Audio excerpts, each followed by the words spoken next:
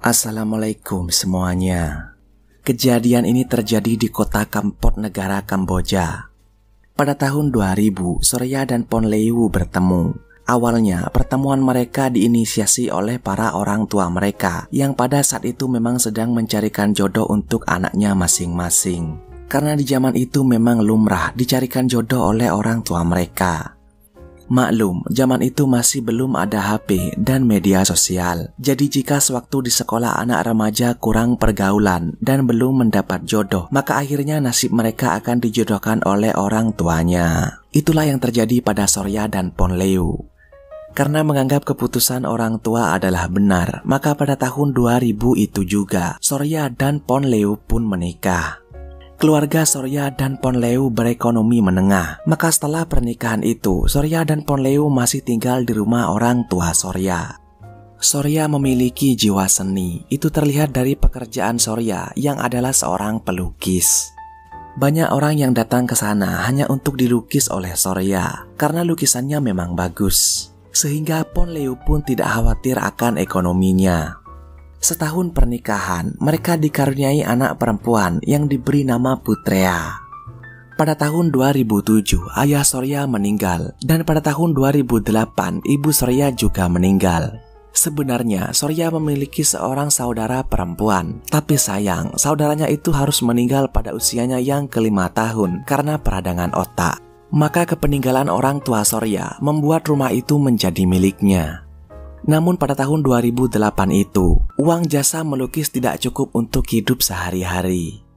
Terlebih Putrea akan masuk sekolah. Tapi karena ego seorang seniman yang ada di dalam dirinya, membuat ia tidak mau melakukan pekerjaan lain, hanya melukis dan melukis. Padahal uang yang diperoleh dari jasa melukis sudah tidak cukup lagi. Kebutuhan semakin banyak, tapi Surya malah tetap pada pendiriannya. Maklum, ego seorang seniman memang kadang seperti itu. Jadi bukannya mencari pekerjaan yang lebih menghasilkan, Surya malah memutuskan untuk hidup seirit mungkin. Makan nasi dan garam saja tidak apa-apa. Yang penting Putrea bisa sekolah dan kebutuhan pokok bisa terpenuhi. Namun pada tahun 2012, saat anaknya akan melanjutkan ke universitas, ternyata mengirit uang saja tidak cukup. Apalagi saat itu peminat lukisan sudah sedikit, maka Surya mencari pekerjaan lain. Tapi ternyata saat itu lowongan pekerjaan sangat sedikit dan gajinya pun kecil, tidak cocok untuk Surya. Dalam pencarian lowongan pekerjaan itu, Surya bertemu dengan salah satu temannya saat sekolah. Teman Surya terlihat beruang karena ia turun dari mobil mahal. Dalam obrolan antar teman itu, membuat Surya berminat untuk bekerja seperti temannya. Surya pulang ke rumah dan mengabarkan pada Ponleu bahwa ia akan bekerja sebagai pekerja tambang batu bara di negara Jepang, yaitu Itochu Corporation. Ia mengatakan bahwa kontrak dari pekerjaan itu adalah 1 tahun dan gajinya sangat fantastis. Awalnya, Ponleu tidak menerima karena dia hanya tinggal berdua dengan Putrea. Apalagi saat Putrea berkuliah nanti, ia akan lebih sering sendiri. Tapi bagaimana lagi, uang memang kurang dan gaji yang dijanjikan lumayan besar. Maka disetujuilah Surya untuk bekerja, namun hanya 1 tahun saja. Setelah itu, Surya harus mencari pekerjaan lain yang dekat dari rumah. 1 tahun setelah selesai kontrak bekerja pada tahun 2014, ekonomi keluarga Surya mulai membaik. Dia mulai merenovasi rumahnya dan membeli sebuah mobil. Tapi Surya tidak menepati janjinya di awal bahwa ia akan berhenti bekerja di luar negeri dan mencari pekerjaan lain yang dekat dari rumah. Ia malah merayu Ponleu untuk kembali bekerja dengan kontrak baru selama 1 tahun agar dia bisa membangun rumah baru yang lebih besar dan juga mobil yang lebih mewah lagi. Ponleu yang sepertinya juga mulai terperdaya dengan harta. Terlebih, dia sudah biasa hidup tanpa suami, maka disetujuilah Surya bekerja di sana. Hal itu terus berulang. Setelah selesai kontrak, Surya hanya akan istirahat sebulan dan kembali bekerja di perusahaan batu bara tersebut. Hal itu dia lakukan karena dia sudah terlalu lama hidup kekurangan uang. Ia tidak ingin hidupnya terpuruk lagi. Maka ia bekerja keras demi uang yang akan menjaminnya di masa tua bersama istrinya. Setelah uang sudah banyak, ia berniat akan membuka jasa lukisan kembali seperti dulu, karena dia memang seniman. Anak Sorya yang bernama Putrea berkuliah di Angkor Kemara University, Kampot, dan mengambil jurusan bahasa asing. Ia adalah wanita yang baik, supel, disukai oleh teman-temannya. Nilai mata kuliahnya pun cukup baik. Hal itu karena ia tidak ingin mengecewakan sang ayah yang bekerja pontang-panting di luar negeri. Ia harus jadi wanita yang membanggakan bagi orang tuanya. Teman kuliah Putrea banyak yang mengira ia tinggal bersama orang tua tunggal, karena memang mereka tidak pernah melihat ayahnya. Jadi saat ayahnya pulang, ia akan lebih banyak menghabiskan waktu berdua dengan Ponleu ibunya, seperti menginap di luar kota selama 2 hari, dan hal lainnya yang membuat Putrea tidak bisa banyak bertemu dengan ayahnya saat pulang dari luar negeri. Suatu hari saat Putrea pulang kuliah, sekeluarnya dari gerbang, Putrea diserempet motor, lalu terjatuh dan pingsan. Ia dibawa ke rumah sakit Kampot Referral Hospital oleh seorang pria bernama Rotanak yang adalah seorang mahasiswa di universitas yang sama dengan Putrea, namun beda jurusan. Putrea tidak terluka cukup parah, ia hanya kaget karena diserempet seperti itu dan pingsan. Setelah siuman, Putrea yang mengetahui bahwa ia ditolong oleh Rotanak sangat berterima kasih. Sebelumnya, Putrea memang sudah tahu pada Rotanak, karena memang si Rotanak ini adalah pria yang keren di universitasnya. Banyak wanita yang suka dengan si Rotanak ini. Setelah perkenalan Putrea dan Rotanak, hubungan pertemanan mereka semakin akrab. Rupanya, perasaan suka dari Putrea diterima baik oleh Rotanak. Rotanak juga menyukainya, karena memang si Putrea ini cantik dan juga kaya. Sebenarnya, Putrea pernah mendengar gosip di antara teman-temannya bahwa si Rotanak ini adalah buaya. Ia dikenal sebagai playboy. Bahkan teman-temannya pernah melihat Rotanak kencan dengan beberapa tante-tante kaya yang berbeda-beda di sebuah mall. Tapi, sepertinya Putrea hanya menganggap gosip itu sebagai kebohongan saja. Karena sejauh perkenalan mereka, Putrea tidak melihat adanya ciri-ciri pria Mokondo. Maka, tidak lama setelah itu, mereka berpacaran. Rotanak juga sering datang ke rumah Putrea. Ibu Putrea yaitu Ponleu juga suka dengan Rotanak.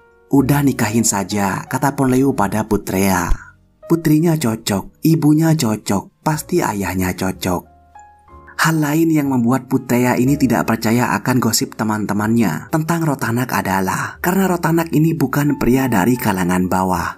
Rotanak adalah pria dari keluarga yang tergolong cukup. Ayahnya seorang kontraktor yang lumayan sukses.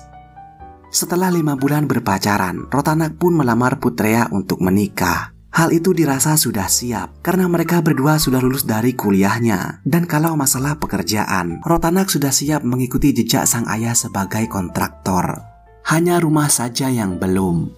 Tapi kan ada rumah keluarga Putrea. Mereka bisa tinggal di sana dulu. Apalagi orang tua Putrea saat itu memang sedang membangun rumah yang lebih besar di tempat lain. Sorya yang juga mendengar kabar lamaran dari Rotanak ikut setuju. Nikah saja, jangan tunggu aku. Mereka sudah di mabuk asmara, kata Sorya lewat telepon kepada Ponleu. Maka pada Desember tahun 2016, pernikahan itu terjadi. Pernikahan Putrea dan Rotanak sekilas sama seperti pernikahan pada umumnya. Tapi jika kita melihat lebih dalam lagi, hal tabu pun terjadi di dalam keluarga ini. Beberapa bulan pernikahan pada tahun 2017 awal, Sorya pulang ke rumah. Ia senang putrinya yang sudah tumbuh besar, kini sudah menikah. Terlebih suaminya sangat baik.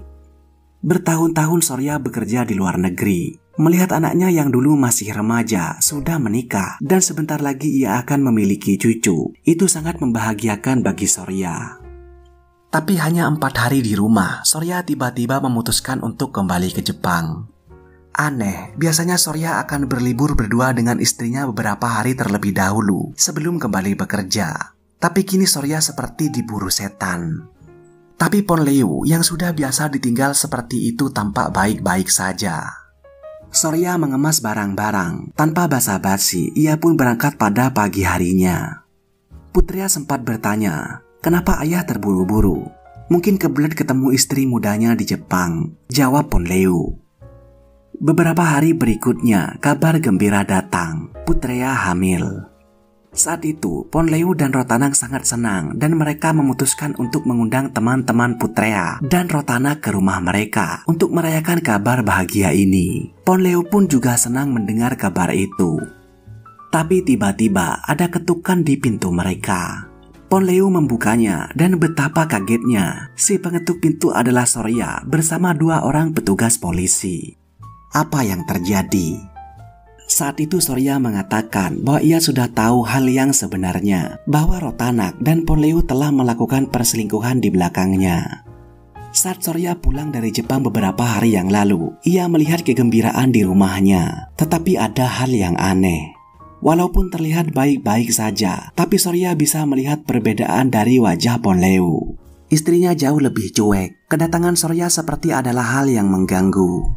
Ia merasa ada hal yang aneh. Bahkan yang terburuk, ia pernah menemukan celana dalam seorang pria di bawah kursi di kamar Ponleu. Maka dengan kecurigaan itu, Sorya lalu memasang kamera tersembunyi di setiap sudut rumah itu, termasuk kamar Ponleu. Setelah memasang kamera tersembunyi, Sorya membuat alibi untuk pergi kembali bekerja ke Jepang. Padahal sesungguhnya selama ini Sorya tidak kemana-mana. Ia tinggal di sebuah hotel yang tidak jauh dari rumahnya. Ia mengawasi setiap CCTV yang langsung terhubung ke ponselnya, dan dugaannya itu pun benar adanya. Ketika Putrea tidur, Rotanak akan ke kamar Ponleu dan melakukan kegiatan enak di sana. Setelah 2 jam, mereka akan bergantian keluar dari kamar Ponleu untuk mencuci onderdil mereka di kamar mandi. Di lain waktu, saat Putrea mandi, Rotanak dan Ponleu melakukan kuda-kudaan di dapurnya. Dengan adanya bukti-bukti rekaman itu, Sorya lalu melaporkan kegiatan tercela itu ke pihak kepolisian. Mendengar itu, Ponleu hanya terdiam dan Putrea pun pingsan. Polisi lalu masuk dan memborgol tangan Rotanak. Saat pemborgolan itu, sontak Rotanak merebut senjata polisi dan menembakkannya ke dada sebelah kanan Sorya. Setelah itu, polisi merebut kembali senjatanya dan menjatuhkan Rotanak ke lantai. Ia lalu diamankan ke kantor kepolisian, sementara Sorya dibawa ke rumah sakit. Suatu pagi, saat awal pernikahan Rotanak dan Putrea sedang tidur pulas karena semalaman onderdilnya diservis oleh Rotanak. Rotanak yang ingin merokok pergi keluar ke halaman belakang. Dalam perjalanannya ke halaman belakang, ia melihat mertuanya Ponleu yang sedang keluar dari kamar mandi dengan mengenakan handuk. Namun handuknya mini. Jadi Rotanak bisa melihat bagian atas dari tubuh Ponleu, bukit Teletubbies yang sempurna. Setelah hari itu, saat Rotanak berada di luar rumah, Ponleu akan mengirim pesan pada Rotanak dengan menanyakan kabar keberadaannya, hingga berakhir dengan curhatan tentang kesepiannya Ponleu yang selalu ditinggal Sorya. Maka pada suatu malam, saat Putrea tidur, Rotanak menyelinap ke kamar Ponleu. Rotanak memeluknya dan melakukan kegiatan enak bersama Ponleu. Hal itu terjadi berulang-ulang kali sampai hari di mana Rotanak diamankan polisi. Dalam persidangannya di Pengadilan Kota Kampot, Kamboja, 22 April 2017, Rotanak divonis hukuman 18 tahun kurungan penjara karena telah melakukan tindakan tercela, perebutan senjata api dari pihak berwajib, dan percobaan pembunuhan. Setelah Sorya siuman, ia menceraikan Ponleu. Sorya dan Putrea tidak mengadukan Ponleu atas kegiatan tercela. Mungkin mereka tidak melaporkan hal itu karena masih mengingat jasa-jasa ibunya di masa lalu. Dan juga baru 1 kali ini ibunya melakukan kehilafan. Putrea yang sedang hamil muda pun juga menceraikan Rotanak. Semenjak kejadian itu, Putrea tinggal bersama sang ayah di rumah yang baru dibangun. Sedangkan Ponleu tinggal sendirian di rumah awal keluarga Sorya. Kini Ponleu hanya bisa menyesal, sedangkan nasi sudah menjadi bubur. Ia meratapi kesedihannya ditinggal oleh suami tercinta dan putri tersayangnya.